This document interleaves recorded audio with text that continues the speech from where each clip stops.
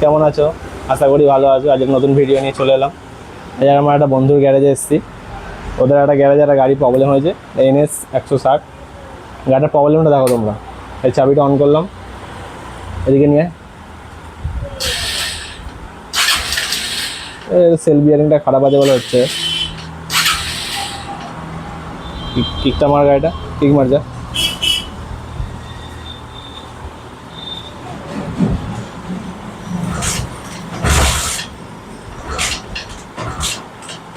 স্টার্টই হচ্ছে না গাড়িটা, কিছুতেই স্টার্ট হচ্ছে না।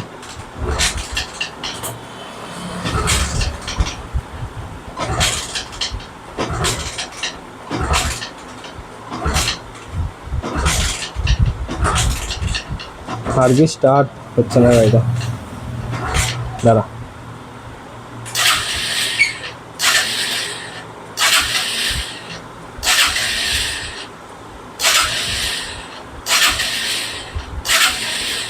আর কিছুতেই স্টার্ট হচ্ছে না। একটা কারেন্ট টাকা চেক করি, কারেন্টটা হবে গেল। এটা এটা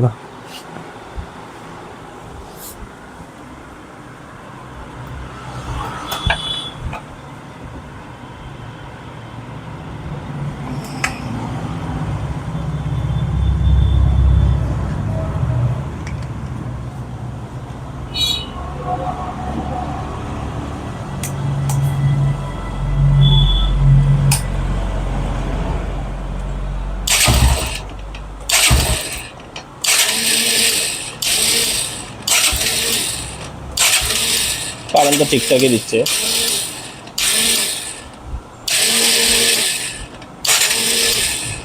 কারেন্ট ঠিক দিচ্ছে, গাড়িটা স্টার্ট হচ্ছে না বলে এরকম প্রবলেম হচ্ছে। সেলফ বিয়ারিং খারাপ আছে গাড়িটা, ওই জন্য সেলফের প্রবলেম হচ্ছে।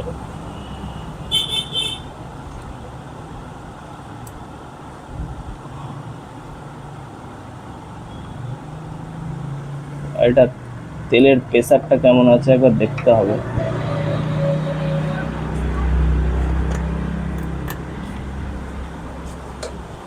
এটা তেলের প্রেসারটা কেমন আছে একবার দেখি। তেলের প্রেসারটা কেমন আছে দেখছি। তো বন্ধুরা, তেলের প্রেসার গেজ লাগিয়েছি, মিটার দেখো। চাবি অন করছি,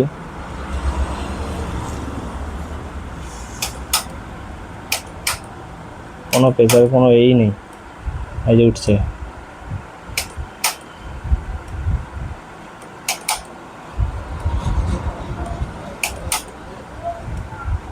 25-20 মতো, 20 বেশি উঠছেই না, 20 বেশি উঠছেই না।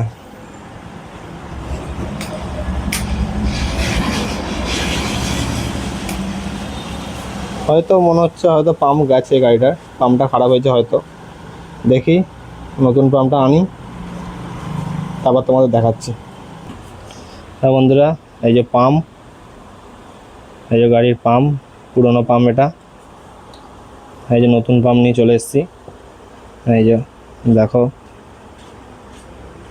পার্ট নাম্বার AA201375, 3386 টাকা দাম আছে। এই যে নতুন পাম্প।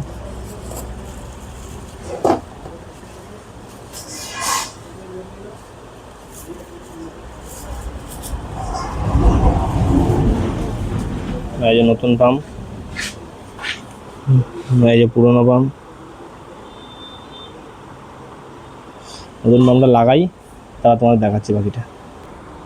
দেখো বন্ধুরা, নতুন পাম্প লাগানো হয়ে গেছে। এবার মিটার দিয়ে চেক করে দেখছি কত প্রেসার দিচ্ছে তেলের। চাবিটা অন কর। দেখো বন্ধুরা, 40। আবার অফ করে অন কর, আবার অফ করে অন কর। বন্ধুরা 40, তেল একটু কম আছে বলে এরকম দেখাচ্ছে। 40 প্রেসার আছে, স্টার্ট করলে 40 হয়ে যাবে। ওটা 38 প্রেসার আছে। ঠিক আছে, ট্যাঙ্কিটা লাগাই, তারপর দেখছি। ট্যাঙ্কি লাগানো হয়ে গেছে। চাবিটা অন করলাম, দেখি গাড়িটা স্টার্ট করে। বন্ধুরা, অ্যাক্সেল স্টার্ট গাড়ি।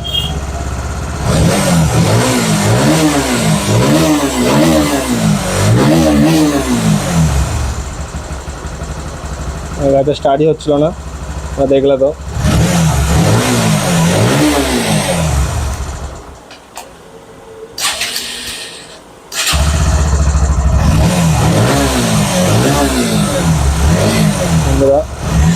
স্টার্ট হয়ে গেছে গাড়ি, কোনো প্রবলেম নেই।